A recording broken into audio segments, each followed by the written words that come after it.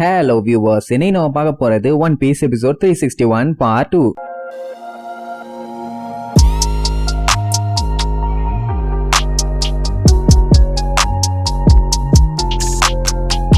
Open பண்ணா ஒரு வழியா அந்த பெரோனா புள்ளையோட கோஸ்ட் அவளோட பாடிக்குள்ளேயே ரிட்டர்ன் வந்துருச்சு. எல்லாம் நம்ம உசோப்பு பண்ண வேலையினாலதான். ஆனா என்ன, அவன் அந்த பெரிய கோஸ்ட் கிட்ட மாட்டிட்டான். வெடிச்சதுன்னா பாடி தனித்தனியா போயிடும். அதனால வீதியில கத்திட்டு கிடப்பானா. அத பாக்கும்போது பெரோனாக்கு சிப்பு சிப்பா வரும். ஆனா பரவாயில்ல, எப்படியோ கண்டுபிடிச்சிட்ட. பட் இருந்தாலும் உன்னாலலாம் இனிய ஜெயிக்க முடியாது. அடுத்து நான் சிக்னல் கொடுத்தேன்னா உன் பாடியே பீஸ் பீஸா செதற போகுதுன்னு சொல்லிட்டு அப்படியே சொடக போட்ட ரெடியா கையெடுப்பான். உசோப்பு வேண்டாம் வேண்டாம் வேண்டவே வேண்டான்னு கதறுவான். ஏன்னா பயலுக்கு அந்த மாதிரி வெடிச்சு பீசு பீஸா போறதுல கொஞ்சம் கூட இன்ட்ரெஸ்டே இல்லையாமா. ஆமா, இவனோட இன்ட்ரெஸ்ட் பிடிச்சது பிடிக்காததுன்னு எல்லாத்தையும் கேட்டுதான் அவன் மசாஜ் பண்ணி விடுவா. போடா விளக்கென்ன, கண்டிப்பா உன்னைய காலி பண்ணிட்டு டாக்டர் ஹாக்பேக் கிட்ட உன்னை நான் மேரியோவா யூஸ் பண்ண சொல்ல போறேன்னு சொல்லுவா. அவன் வேண்டாம் வேண்டான்னு கதறிட்டு இருக்கும் போது டப்புன்னு சுண்டுவாளா. அவ்வளவுதான், பட்டு பயங்கரமா பிளாஸ்ட் ஆகும். ஆனா அந்த பிளாஸ்ட் ஆனவனையே டப்புன்னு சுருங்கி மறைஞ்சிரும். உசோப்புக்கு எதுவும் ஆகல. உடனே பயங்கரமா ஷாக் ஆயிருவா, எப்படி இது பாசிபிள்னு. அங்கதான் நம்ம பையன் அவனோட டகால்டி வேலையை பண்ணிருப்பான். ஆனா அவங்கிட்ட தான் டயல்ஸ் இருக்கே. சோ அதை யூஸ் பண்ணி இவ்வளவு பெரிய பிளாஸ்ட அப்சர்வ் பண்ணிட்டான்.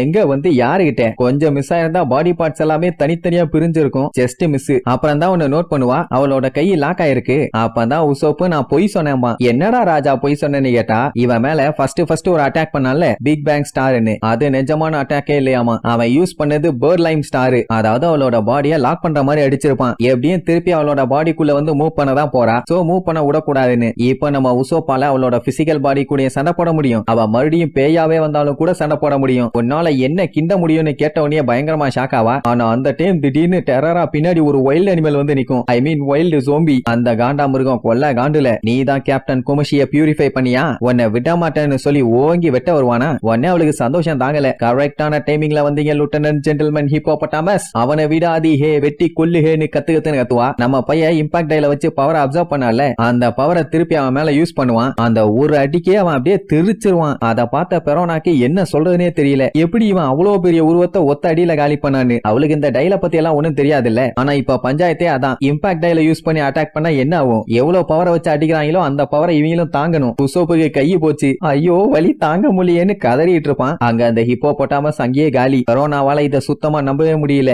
என்ன இவன் இவ்வளவு ஸ்ட்ராங்கா இருக்கானேன்னு. அதனாலயே அவன் அப்படியே மிரண்டு போய் பாப்பான். நம்ம பையன் அப்படியே கெத்தா ஒரு லுக் அவுட். என்னமா கண்ணு பயந்துட்டியா, இதுக்கப்புறம் தான் பயங்கரமா இருக்க போகுது. உனக்கு மத்தவங்கள பத்தி எல்லாம் யோசிக்கிறதுக்கு டைம் இல்ல. ஏன்னா அதுக்கு முதல்ல என்ன தாண்டணும்னு சொல்லி ஒரு பெரிய குண்டை வச்சுக்கிட்டு ஓங்கி இழுப்பான். நம்ம உசோப்பு நார்மலான குண்டை வச்சு அடிச்சாலே அதோட இம்பாக்ட் வேற லெவல்ல இருக்கும். இதுல வேற ஸ்பெஷல் அட்டாக் ஷைனிங் பிளாக் ஸ்டார்னு சொல்லிட்டு இத்தா தண்டி குண்டை கரெக்டா அவளுக்கு ஈம் வச்சு ஒரே அடி. அவ்வளவுதான், இன்னைக்கு வெடிச்சு கம்ப்ளீட்டா நம்ம சோலி முடிஞ்சுன்னு நினைப்பா. ஆனா அது அவ மேல ஏதோ பால் மாதிரி பட்டு ரெண்டா பிரிஞ்சு விழும். அப்படி என்ன உள்ள இருக்குன்னு பார்த்தா ஃபுல்லா கரப்பாம்பூச்சி. அதுங்க பூரா அவ மேல ஏற ஆரம்பிச்சிருமா. அவ்வளவுதான், லேடிஸ்க்கு ஏன் தான் அந்த கரப்பாம்பூச்சியா பார்த்தா பயம்னு தெரியல. ஒக்கா மக்கா தொண்டை இழிய கத்துவா. த்ரில்லர் பார்க் மொத்தத்துக்கு எக்கோ ஆகும். அப்படி கத்தி இருப்பா. இதுக்கு பேரு நான் காக்ரோச் ஸ்டார்னு கூட வச்சிருக்கேன்னு சொல்லுவாளா. ஐயோ என்னால முடியல, என்னைய காப்பாத்துங்க, ஏகப்பட்ட காக்ரோச் வருது, ஹெல்ப் பண்ணுங்க, எனக்கு காக்ரோச்னா சுத்தமா பிடிக்காதுன்னு சொல்லிட்டே இருப்பா. அது அவ துணிக்குள்ள ஏறிட்டு இருக்கும். அவளால தாங்க முடியல, எனக்கு பயமா இருக்கு, என்னைய காப்பாத்து குமஷி, என்னைய காப்பாத்துன்னு சொல்லி அந்த கதறுவா. குமஷியா தான் ஆல்ரெடி நம்ம பையன் பியூரிஃபை பண்ணிட்டானே, இனி எங்கத்த காப்பாத்த. பாவம் புள்ள கண்டமேனி கதறிட்டு இருக்கும் போது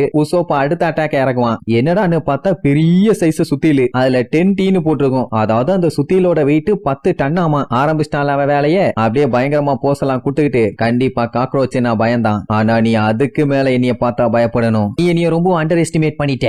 ஈஸ்ட் ப்ளூல இருக்கவங்களே என்னோட முரட்டுத்தனமான ஸ்ட்ரென்த்தை பார்த்தா நடுநடுங்கி போயிருவாங்க. அந்த அளவுக்கு நான் பலசாலிம்பானா. அவ பார்த்துட்டு இது 10 டன்னா, எங்க இருந்து உனக்கு இவ்வளவு ஸ்ட்ரென்த் வந்துச்சு, அதை வச்சு நீ அடிச்சிடாத, நான் இங்க மாட்டிட்டு இருக்கேன் அப்படி இப்படின்னு கதறுவா. ஆனா உசோப்பா அதை பத்தி எல்லாம் கவலையப்படாம அந்த 10 டன்னை அப்படியே முக்கி தூக்க ட்ரை பண்ணுவான். அப்படியே அவன் கஷ்டப்பட்டு அந்த 10 டன்னையுமே தூக்குறத பார்த்த பெரோனா அப்படியே உறைஞ்சு போய் பேய் அடிச்ச மாதிரி உட்கார்ந்துட்டு இருப்பா. அவளே பேய், ஆனா அவளுக்கே நம்மால பயங்காட்டிட்டான். அவ கதறுன்னு கதறுவா, வேண்டாம் என்னைய கொன்றாத, நான் இன்னும் ரொம்ப நாளைக்கு வாழணும்டா, அந்த ஹேமரை கீழே போட்டுரு அப்படி இப்படின்னு கத்துன்னு கத்தி எவ்வளவோ புலம்பி தள்ளுவா. ஆனா உசோப்பு கண்டுக்கிற மாதிரி இல்ல. அப்படியே அந்த ஹேமரை தூக்கி பிடிச்சிட்டு உசோப்பா கொக்கான்னு கத்திட்டு இருப்பான். அவ கெஞ்சுன்னு எஞ்சுவா, வேண்டவே வேண்டாம், நான் உன் ஃப்ரெண்ட்ஸ் கிட்ட போகவே மாட்டேன், ப்ளீஸ் உசோப்பு என்னைய விட்டுன்னு கதறுவாளா. ஆனா உசோப்பு என்ன தோன்றதும் ஒண்ணு, நியூக்ளியர் பாம்ப நோன்றதும் ஒண்ணுதான்னு சொல்லி ஓங்கி ஒரு அடி அடிப்பான், அது பட்டுன்னு வெடிச்சிரும். அவன் அது தெரியாம அவன் ஓங்கி அடிக்கிறான்னு நினைச்சா அப்படியே உறைஞ்சிருவா. அதுக்கப்புறம் தான் தெரியுது உசோப்பு இவ்வளவு நேரமா பலூனை வச்சு வேலையை காமிச்சிருக்கான். அவன் இன்னும் அதிர்ச்சியில இருந்து வெளியில வரல. இவன் ஏன் இந்த வேலையை பண்ணிருப்பான்னா,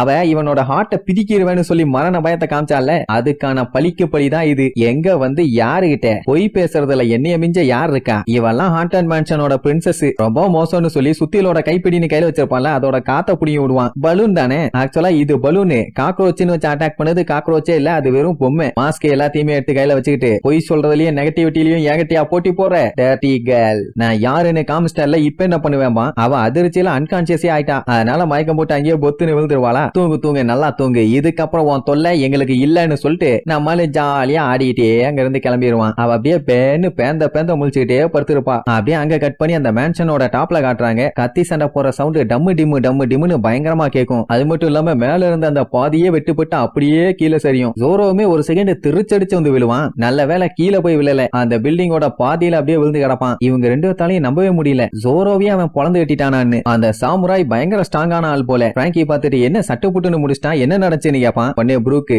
சண்டை எப்போ முடிஞ்சு போச்சு, இந்த மாதிரி ஒரு ஒண்டி கொண்டி சண்டையை நான் இது வரைக்கும் பார்த்ததே இல்ல அப்படின்னு பயங்கர ஷாக்கா சொல்லுவான். ஏன்னா அந்த சாமுராய் ஜோரோ கூட சண்டை போடும் போதுதான் அவனோட பவரையே வெளியே கொண்டு வந்து சண்டை போட்டிருக்கான். ப்ரூக்கு கூட சண்டை போடும் போது கொஞ்சம் கூட சீரியஸா சண்டை போடல போல. ஏன்னா இந்த சண்டையை பார்க்கும்போது அவனுக்கு அப்படிதான் தெரியுது. பார்த்தாலே தெரியுது இல்ல, நல்லா கொழுந்து விட்டு தகன்னு எரிஞ்சுட்டு இருக்கான்ல. அப்படியே கீழே ஜோரோவை காட்டுறாங்க. அவன் எந்த ஒரு அசைவும் இல்லாம அப்படியே பேன்னு கிடக்கிறதோட இந்த எபிசோடுக்கு எண்டு கார்டு போட்டு முடிக்கிறாங்க.